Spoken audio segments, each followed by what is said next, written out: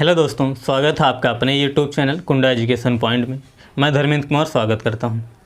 दोस्तों, संविधान के सीरीज में आज हम लोग बात करेंगे मूल अधिकार पर और देखेंगे कि मूल अधिकार से कैसे कैसे सवाल पूछे जा सकते हैं और वास्तव में मूल अधिकार क्या है। तो चलिए शुरू करते हैं मूल अधिकार। दोस्तों, हम लोग जानते हैं कि हमारे संविधान के भाग 3 में अनुच्छेद 12 से लेकर 35 तक में मूल अधिकार का प्रावधान किया गया है। मूल अधिकार का प्रावधान किया गया है और इस मूल अधिकार को ही मौलिक अधिकार भी कहा जाता है। मूल अधिकार को ही मौलिक अधिकार भी कहा जाता है, जिसे अंग्रेजी में फंडामेंटल राइट कहा जाता है। जिसे अंग्रेजी में फंडामेंटल राइट कहा जाता है। ठीक है दोस्तों, ये हो गया। अब ध्यान से समझिएगा। हम लोगों ने देखा कि भाग 3 में अनुच्छेद 12 से लेकर 35 तक मूल अधिकार या मौलिक अधिकार का वर्णन किया गया है, जिससे अंग्रेजी में फंडामेंटल राइट भी कहा जाता है। सवाल यहाँ पर पूछे जाएंगे भाग 3 में क्या है, तो हम लोग कहेंगे मूल अधिकार। मूल अधिकार किस भाग में है, तो हम लोग कहेंगे भाग 3 में। ये मूल अधिकार का भाग जो है कहाँ से लिया गया है, अगर ये पूछा जाए कहाँ से लिया गया है, तो हम लोग जानते हैं यह प्रावधान जो है यह अमेरिका से लिया गया है। क्या है? यह अमेरिका से लिया गया है।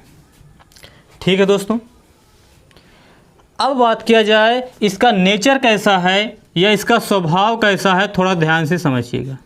इसका स्वभाव या कह सकते हो नेचर कैसा है, तो इसका नेचर जो है वह नकारात्मक है। नकारात्मक है। अब बात यह थी नकारात्मक का मतलब क्या है। नकारात्मक या कह सकते हो निषेधात्मक है। इसको थोड़ा समझिएगा।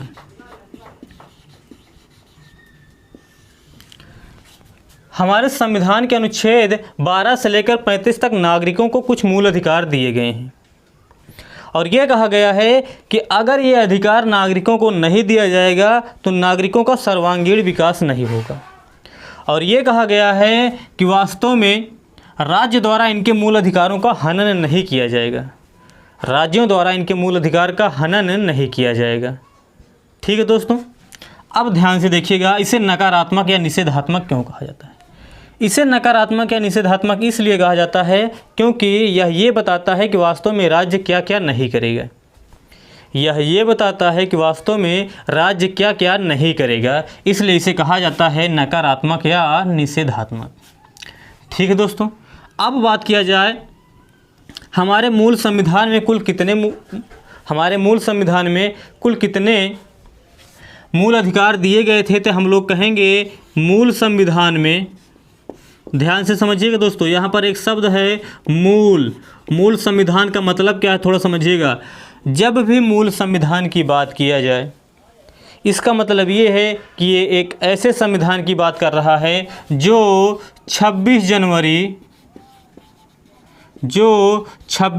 1950 को लागू हुआ था, उसकी बात कर रहा है। इसमें जो है 7 प्रकार के मूल अधिकार दिए गए थे। ठीक है दोस्तों, 7 प्रकार के मूल अधिकार दिए गए थे। अब बात करते हैं हमारे संविधान में अनुच्छेद तो 12 से 35 तक है, तब ये 7 प्रकार का क्या मतलब है? कहने का मतलब ये है 7 प्रकार के मूल अधिकार दिए गए हैं और जिसे अनुच्छेद 12 से लेकर 35 तक में प्रावधान किया गया है। अभी हम लोग देखते हैं कि अब ये 7 प्रकार के मूल अधिकार हैं क्या।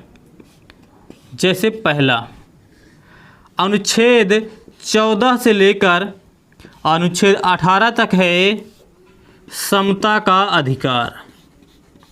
क्या है? समता का अधिकार।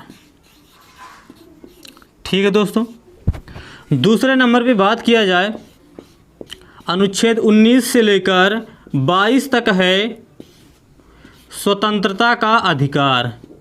क्या है? स्वतंत्रता का अधिकार। तीसरे नंबर पे बात किया जाए क्या है, तो ये है 23 और 24 में, ये क्या है? ये है शोषण के विरुद्ध अधिकार। इन सभी को हम लोग आगे पढ़ेंगे। शोषण के विरुद्ध अधिकार। ठीक है दोस्तों, ये तो 3 हो गए। अगर चौथे की बात किया जाए क्या है, तो 24 तक तो हम लोग आ गए हैं। तो चौथे नंबर पे है 25 से लेकर 28 तक। ये है धर्म की स्वतंत्रता का अधिकार। धर्म की स्वतंत्रता का अधिकार। ठीक है दोस्तों, ये तो 4 हो गया। 5वें नंबर पे बात किया जाए तो 5वें नंबर में अनुच्छेद 29 और 30 को शामिल किया जाता है। इसमें क्या है? तो इसमें है शिक्षा और संस्कृति का अधिकार। क्या है? शिक्षा और संस्कृति का अधिकार। ठीक है, ये तो 5 हो गया।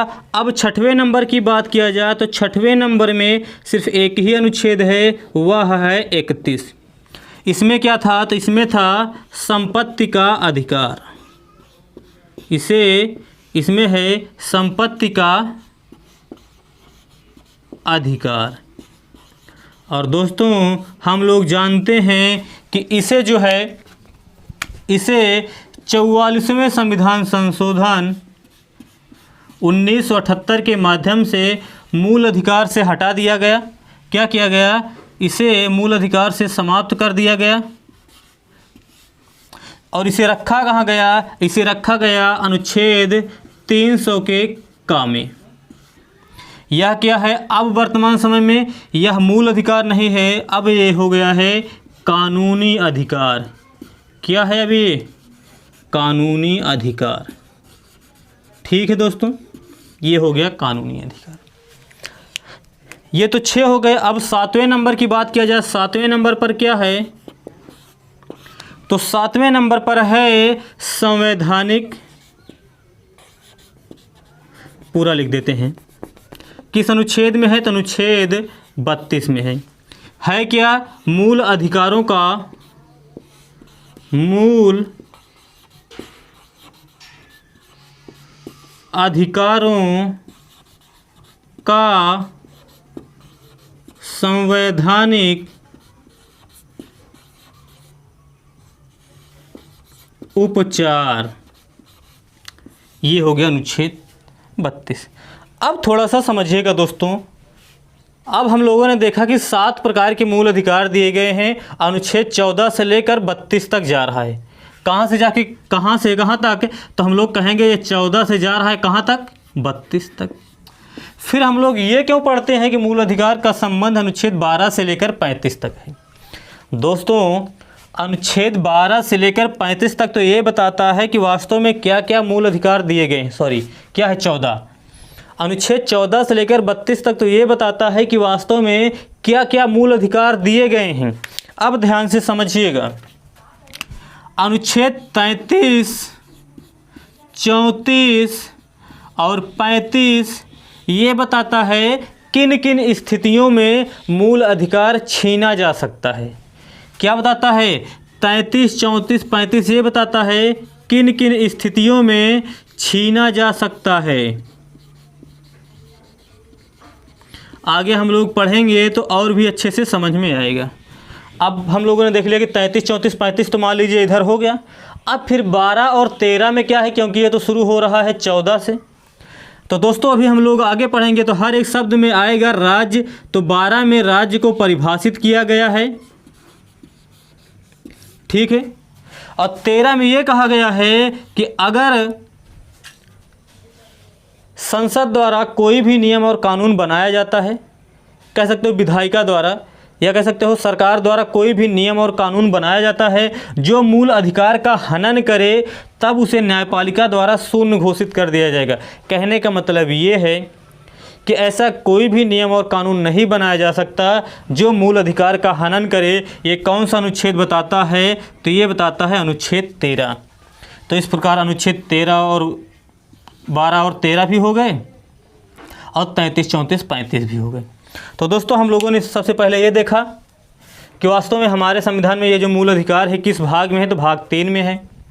कहाँ से लिया गया है? तो अमेरिका से लिया गया है। स्वभाव के दृष्टिकोण से कैसा है? तो नकारात्मक या निषेधात्मक है। इसे नकारात्मक या निषेधात्मक क्यों कहा जाता है? क्योंकि ये वास्तव में ये बताता है कि राज्य क्या क्या नहीं करेगी। अगर ये राज्य अपना दायरा पार करके इधर आएगी या ये काम करेगी तो व्यक्ति के मूल अधिकार का हनन होगा, इसलिए इसे नकारात्मक या निषेधात्मक कहा जाता है। मूल संविधान में कुल कितने प्रकार के मूल अधिकार दिए गए थे? तो हम लोग कहेंगे 7। ठीक है, 7। लेकिन अगर वर्तमान समय की बात किया जाए, ये तो हो गया मूल संविधान। अगर वर्तमान समय की बात किया जाए तो कितने प्राप्त हैं? 7 में से 1 चले गए, कुल कितने बचे? 6। ठीक है, ये 7 था, ये वाला निकल गया तो कितने बचे? 6। ध्यान से समझिएगा, अगर मूल पूछे तो 7, वर्तमान समय में कुल कितने मूल अधिकार दिए गए हैं तब हम कहेंगे 6। ये हो गया समता का, स्वतंत्रता का, शोषण, धर्म की स्वतंत्रता, शिक्षा और संस्कृति का अधिकार, संपत्ति और मूल अधिकार। ठीक है दोस्तों, ये था आपका मूल अधिकार। अब थोड़ा सा यहाँ पर समझिएगा, ये तो आपका हो गया परंपरागत बातें। अगर ये पूछा जाए वास्तव में इसे मूल अधिकार क्यों कहा जाता है, मूल अधिकार इसे क्यों कहा जाता है? क्योंकि इसे सरकार के द्वारा छीना नहीं जा सकता है। इसे सरकार के द्वारा छीना नहीं जा सकता, इसलिए इसे कहा जाता है मूल अधिकार। अब अगर पूछा जाए कि ये मूल अधिकार हमें दिया किसके द्वारा गया है, मूल अधिकार हमें दिया किसके द्वारा गया है, तो ये जो दिया गया है दोस्तों ध्यान दीजिएगा, ये जो दिया गया है हमें, वह दिया गया है संविधान के द्वारा। किसके द्वारा दिया गया मूल अधिकार? हमें संविधान के द्वारा दिया गया है। अब दूसरा सवाल बनता है, क्या मूल अधिकार में संशोधन किया जा सकता है? क्या मूल अधिकार में संशोधन किया जा सकता है? तो हम लोग कहेंगे कि मूल अधिकार में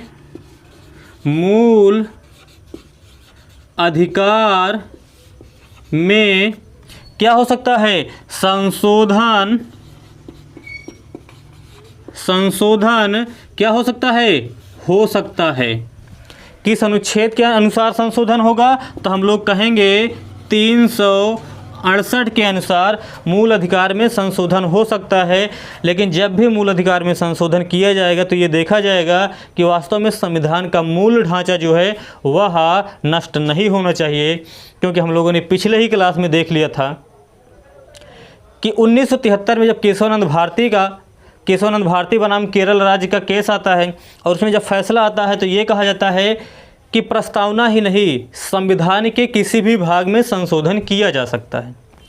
लेकिन जब भी संशोधन किया जाए तो ये देखा जाए कि संविधान का जो मूल ढांचा है वह नष्ट नहीं होना चाहिए। ठीक है दोस्तों, तो ये था मूल अधिकार। ठीक है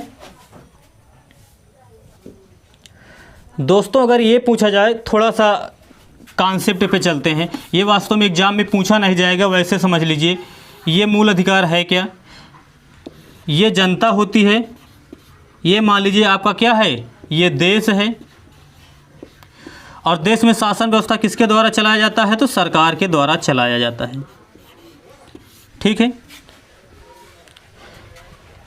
और सरकार किसके अनुसार चलती है? तो हम लोग जानते हैं संविधान के अनुसार चलती है। संविधान द्वारा जनता को कुछ अधिकार दिए जाते हैं, संविधान द्वारा जनता को कुछ अधिकार दिए जाते हैं जिसके माध्यम से जनता अपना विकास कर सके, इसी को कहा जाता है मूल अधिकार। दोस्तों अगर ये पूछा जाए मूल अधिकार क्यों जरूरी है, संविधान के द्वारा जो जनता को मूल अधिकार दिया गया है क्यों जरूरी है, तो ध्यान दीजिएगा दोस्तों, जनता के सर्वांगीण विकास के लिए सर्वांगीण विकास के लिए या चतुर्मुखी विकास के लिए मूल अधिकार जरूरी है, क्योंकि अगर जनता को अधिकार नहीं दिया जाएगा तो वह स्वतंत्र रूप से सोच नहीं पाएगी, इसलिए जनता को मूल अधिकार जरूरी है। बाकी यहाँ से इससे ज़्यादा मूल अधिकार से अभी सवाल नहीं पूछे जाएंगे। बाकी क्या क्या मूल अधिकार दिया गया है, क्या क्या अधिकार नहीं दिया गया है, हम लोग जब अनुच्छेद 12 से शुरू करेंगे तो 35 तक देखते हुए चलेंगे तो उसमें और अच्छे से समझ में आ जाएगा। ये था मूल अधिकार का बेसिक परिचय। तो आज जो है यहीं पर समाप्त करते हैं। उम्मीद करते हैं वीडियो अच्छी लगी हुई होगी। अगर अच्छी लगी तो ज़्यादा से ज़्यादा शेयर कीजिएगा, लाइक कीजिएगा और चैनल को सब्सक्राइब करके बेल आइकन की घंटी ज़रूर बजा दीजिएगा, ताकि जब भी वीडियो अपलोड किया जाए तो उसकी नोटिफिकेशन आपको मिल जाए। धन्यवाद।